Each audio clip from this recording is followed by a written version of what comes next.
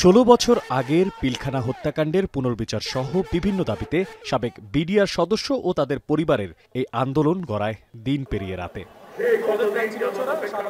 কেন্দ্রীয় শহীদ মিনারে এই জমায়েত থেকেই পরের দিনের কর্মসূচির ঘোষণা দেয়া হয়। বলা হয়, সন্তোষজনক প্রতিশ্রুতি না পাওয়া গেলে মার্চ টু কোর্ট ঘোষণা করবে ভুক্তভোগীরা। ক্ষতিপূরণ সহ তাদেরকে চাকরিতে পুনর্বহাল করতে হবে, এটাই আমাদের এক দফা এক দাবি।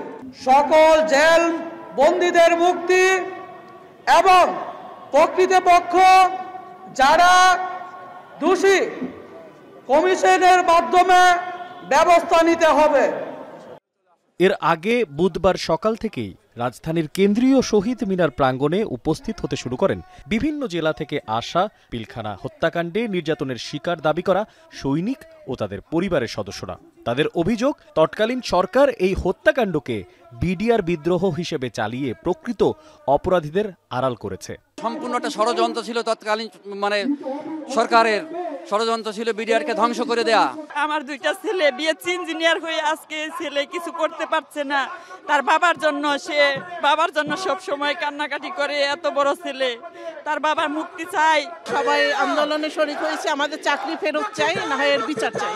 হাসিনা সরকারের নিজের পরিকল্পিত একটা হত্যাকাণ্ড, এটা দিনের আলোর মতো পরিষ্কার হয়ে গেছে, কিন্তু এখনো কেন আমরা জেলখানায় থাকবো?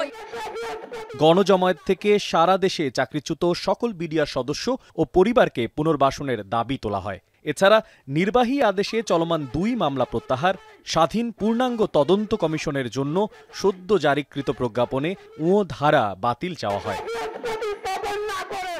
এর আগে উপদেষ্টাকে স্মারকলিপি দিতে যমুনায় যান ৪ শিক্ষার্থী প্রতিনিধি সহ ৮ সদস্যের প্রতিনিধি দল।